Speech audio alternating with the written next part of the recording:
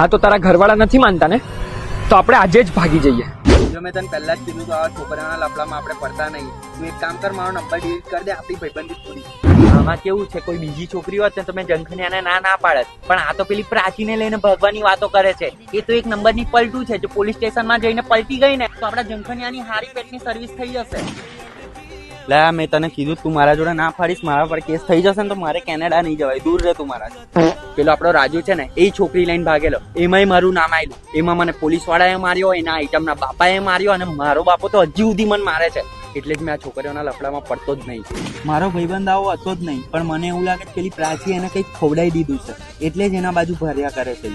તું માને નહીં, એની ગમે બી બબાલ હોય ને તોય હું એના માટે ઉભો રહેતો હતો. પણ આ તો કેવું છોકરીનો મામલો છે ને, એટલે થોડો પાછો પડી ગયો. મારી દીકરી પ્રાચી કઈ છે? મને ખબર છે તારા જોડે ચાલુ હતી. મારા જોડે ચાલુ હતી, પણ એ પેલો કુનાલ લઈને નાહી ગયો. ચાલ તું પોલીસ સ્ટેશન ચાલ.